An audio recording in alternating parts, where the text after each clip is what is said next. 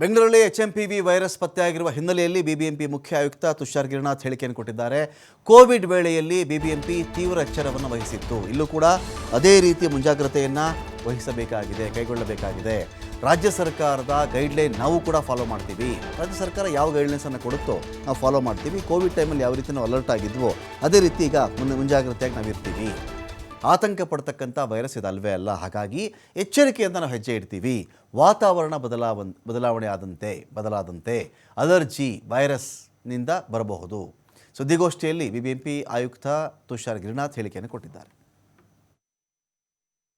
ಈಗ ಎಚ್ಎಂಪಿವಿಗೆ ಸಂಬಂಧಿಸಿದಂತೆ ಒಂದು ಕೇಸ್ ನಮ್ಮ ಕಡೆಗೆ ಬಂದಿರುವುದರಿಂದ ಆಲ್ರೆಡಿ ರಾಜ್ಯ ಸರ್ಕಾರವು ತಮ್ಮ ವತಿಯಿಂದ ಮಾರ್ಗಸೂಚಿ ಡೂಸ್ ಆ್ಯಂಡ್ ಡೋಂಟ್ಸ್ ಏನು ಮಾಡಬೇಕು ಏನು ಮಾಡಬಾರ್ದು ಅಂತ ಹೀಗಾಗಿ ನಮಗೂ ಕೂಡ ಸೇಮೆ ಇದೆ.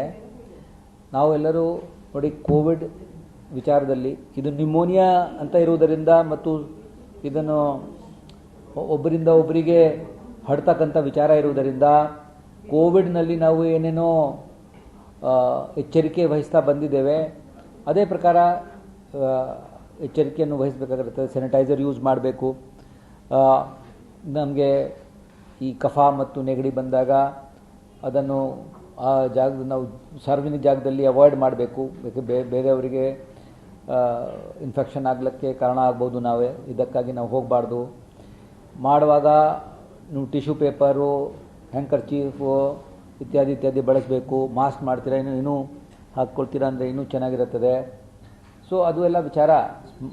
ಹೇಗೆ ನಾವು ಸ್ಯಾನಿಟರಿ ಕಂಡೀಷನ್ಸ್ ಹೇಗೆ ಇಟ್ಕೊಳ್ಬೇಕು, ಕೈ ತೊಳೆಯುವುದು, ಸ್ಯಾನಿಟೈಸರ್ ಬಳಸುವುದು, ಕಫ ನೆಗಡಿ ಇತ್ಯಾದಿ ಇದ್ದಾಗ ಬೇರೆಯವರಿಗೆ ಸಂಪ್ರೇಷಣೆ ಆಗಬಾರ್ದು ಅಂತ ದೃಷ್ಟಿಯಿಂದ ನಾವು ಏನೇನು ಎಚ್ಚರಿಕೆ ವಹಿಸಬೇಕಾಗಿರುತ್ತದೆ. ಮತ್ತು ಇದನ್ನು ಕೂಡ ಮಾರ್ಟಾಲಿಟಿ ಅಷ್ಟೇನಿಲ್ಲ. ಚೈನಾದಲ್ಲಿ ಇರ್ತಕ್ಕಂಥ ಕೆಲವು ಪ್ರಕರಣಗಳಲ್ಲಿ ಮಾರ್ಟಾಲಿಟಿನೂ ಆಗಿದೆ. ಅದು ನಮ್ಮ ರಾಜ್ಯ ಸರ್ಕಾರವು ನೋಡಿಕೊಂಡು ಬೇರೆ ಏನೇನು ಗೈಡ್ಲೈನ್ಸ್ ಇಶ್ಯೂ ಮಾಡ್ತಾ ಇರುತ್ತದೆ ಅಥವಾ ಯಾವ ಥರದ್ದು ಪ್ರೋಟೋಕಾಲ್ ಇಟ್ಕೊಳ್ತಾರೆ, ನಾವೆಲ್ಲರೂ ಅದಕ್ಕೆ ಬದ್ಧಾಗಿ ಕೆಲಸ ಮಾಡಲಿಕ್ಕೆ ತಯಾರಿದ್ದೇವೆ. ನಾವು ಯಾವಾಗಲೂ ಯಾವ ಥರದ್ದು ಈ ಥರ ಸಮಸ್ಯೆ ಬಂದಾಗ ಅದಕ್ಕೆ ತಯಾರಿದ್ದೀವಿ.